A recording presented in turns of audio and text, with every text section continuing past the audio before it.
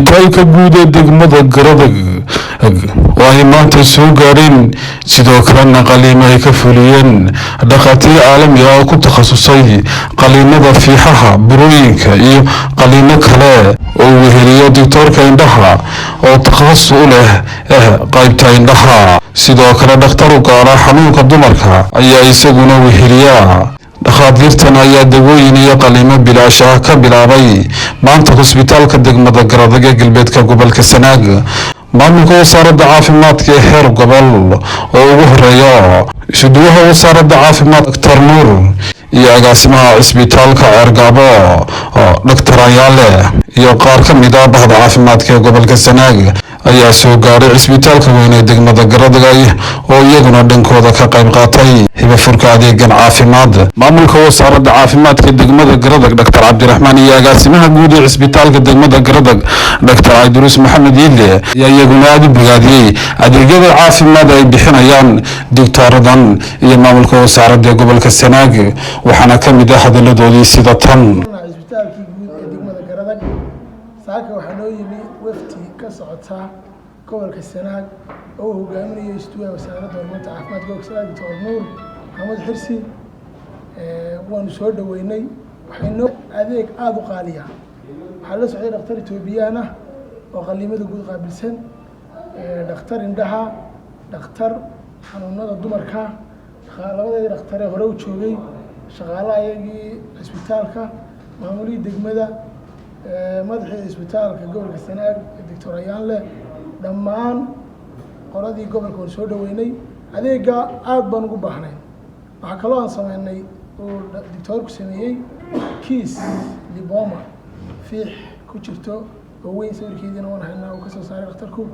adeega waan u baahanahay maalin walba waan jecelahay dhakhaatiirta campaign-ka noo timaado oo dadka uga faa'iideyso adeega markasta waa u baahanahay deegaamada Garadag hoos yimaadana aad bay ugu baahan yihiin mar walba looga faa'iideeyo dhakhaatiirta takhasuska alxamdulillah aad baan ugu mahadnaqaynaa waan u baahnay dhakhaatiirta haddeer qurana noqonna ma jecin inay markasta nagu soo noqdaan baan jecelahay annaguna mar walba waxaan u taaganaa oo heegan u nahay inaan ummadda u adeegno oo adeeg fiican la siiyo oo dadka aan u naxariisano oo aan u adeegno qolada waftidaana aad baan soo dhaweynay waxa leeyahay mar walba nagu soo noqdo wasaaradda ka timid gobolka ugu horeeyo sida wasaaradda horumarinta caafimaadka gobolka Sanaag علينا فينس قاعد ستارك عقابه وما ستارك عقابه دخاتير كلا دوان يهولنا عفمادي كريم وهريو جبريل iyo Soramina soo Saciid oo indhaha waxaan kaloo aad ugu mahadnaqayaa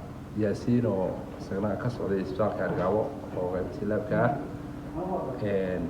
aad baan marka hore ka mahadnaqayaa safarka dheer aad soo gasheen degmada Garadag waxaan mar labaad ka mahadnaqayaa hawsha baaxadda leh aad ka qabateen degmada Garadag ee isku jirta daweynta iyo qaliimada fududba aad baad ugu mahadsantihiin oo wax Ilaahay loogu mahadnaqo runtii in maanta wasaaradii horumarinta caafimaadka ee gobolka iyo isbitaalkii wada socdo dhakhaatiirtii ay marayaan bayadeed fiican oo kuwa ay ka qabtaan degmada Garadag iyagoo maanta ka shaqeynayay isbitaalka mar labaad iyo mar saddexaad waxaan leeyahay aad baad ugu mahadsantihiin oo wax Ilaahay loogu mahadnaqo midda labaad aan ku darayaa waxa weeye adeegan in shaqaalaha ama dhakhaatiirta specialist ee gobolka joogta adeegeeda la soo dadejiyo isbitaalada degmooyinka la gaarsiiyo meelaha loo baahan meelaha u baahan waa mid yani muhiim ah waa mid yani adeegyadii gobolka fidintoodii ka mid ah waa mid wax badan insha Allah ta'ala naga anfici doonta insha Allah ta'ala waxaan rajeynayaa kulamo dambe oo sidan oo kale ah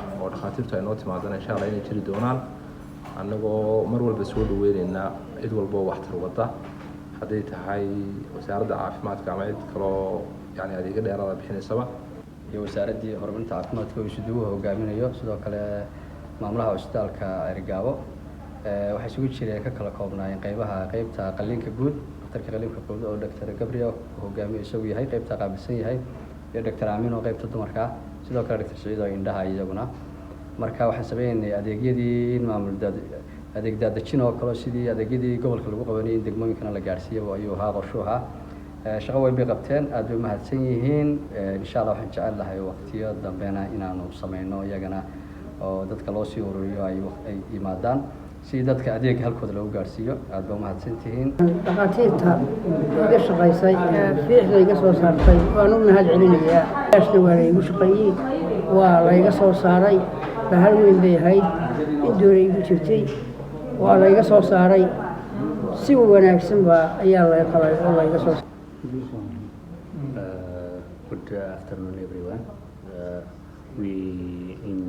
We a team of physicians from Erigao Hospital. We have made a campaign today in Garadag Hospital, and we have identified some cases. We have done one surgery, and we have seen that we'll communicate with the hospital team what aspects of the surgical practice they can practice and what materials they need. We will communicate with them, and hopefully I hope to come again and to do more cases and to see more patients. Thank you. soo kaxaynay dhakhaatiirtii takhasuska ahayd sida Dr. Gabra, Dr. Amina oo iyana maxay tahay barjibiya una shaqeysa qaybta VCT-ga. runtii waxa weeye maanta kaambeynka ugu horeeyay waxaan ku nimid maxay tahay isbitaalka guud ee magaalada Garadag. runtii aad baan soo dhaweeyay, dadku xoog bay ugu faa'iideysteen. runtii waxa weeye waa wax ilaahay loogu mahadnaqo. waxay tahay maanta oo kale inaanu biishano badan oo gobolka degmada Cergaabo ka baxsan wax loo qabto. runtii waxa weeye waxaan kaloo aad ugu mahad celinaynaa nala socday shidwii wasaaradda horumarinta caafimaadka Nuur Maxamed Xussi. runtii waxa weeye in la isdhex galo shaqo la qabto wasaaradda caafimaadka laftigeedu isbarato waa muhiim weeye. in degmooyinka laftigooda kor loo soo qaado caafimaadkooda oo maxay tahay hadda wixii ka dhiman maxay tahay la geeyana aad ay muhiim u tahay. runtii anaga sharaf bay noo tahay inaan maanta maxay tahay kaambeynka ugu horeeyay bilowno ka isbitaal ahaan. aad iyo aad baan ugu mahadnaqaynaa wasaaradda caafimaadka maxay tahay degmada Garadag iyo isbitaalka degmada Garadag labadaba sidii fiican ay noo soo dhaweeyeen. runtii waxa weeye anagu legacy waxa weeye waxba la charge gareynayo. muhiimaddu waxa weeye waa in bulshada la daadajiyo maxay tahay adeega caafimaad oo maxay tahay tuulooyinka iyo degmooyinka labadaba maxay tahay la tago si loo soo ogaado xaaladda caafimaad ee maxay tahay meesha looga baahan yahay. aad iyo aad baan runtii ugu mahadnaqaynaa mar labaad iyo mar saddexaad dhakhaatiirtii iyo shaqaalihii isbitaalka soo dhaweyn. ilaahay ayaa mahad leh subxaana wa tacaala inoo suurtageliyey shaqada tan inaynu maanta halkan ka qabanno. run ahaantii aad iyo aad ayaan ugu mahad celinayaa tiimka kan dhakhaatiirta ah ee ka howlgalay cisbitaalkan degmada Garadag ee ka yimi degmada Cergaabo. si weyn waxaan u soo dhaweynayaa oo ugu mahad celinayaa maamulaha degmada Garadag ee caafimaadka iyo agaasimaha cisbitaalka oo labada garab ay taagan yihiin. waa niman howlkar ah. waxaan kaloo aad iyo aad ugu mahadnaqayaa iyana dhakhaatiirta ka howlgasha cisbitaalka kan Dr.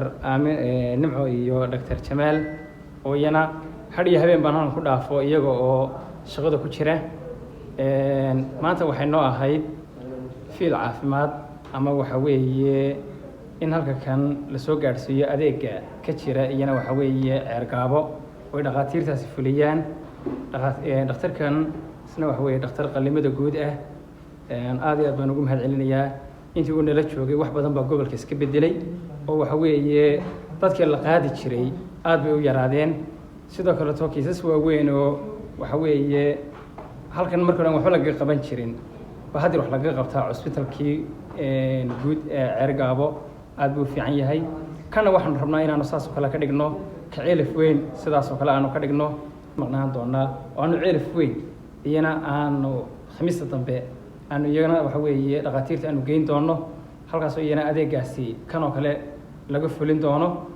run ahaantii cisbitaalka Garadag waxa weeye isba waa caawimay oo waxa weeye dee dhakhtarkii markaan u baahnayn dhakhtarkii waxa weeye suuxdinta anesthesia waxa weeye dee waa indoorano waxa weeye waa nala shaqeeyaa oo waxa weeye dee dhakhaatiirtu waa noogu deeqeen. marka inaanu anana kuwa cisbitaalka guud keeno waxa weeye waa nagu waajib marka labadiiba waxa weeye dhaqaatiirtani Dr. Nimco iyo Dr. Jamaal iyana waxa weeye xaggaasay nagala hawlgeli doonaan dhaqaatiirtu gobolku meel kasta way tagi doonaan dhaqaatiirtu waxa weeye waa la ogyahay waa bila xuduud meel walba ka hawlgelayaan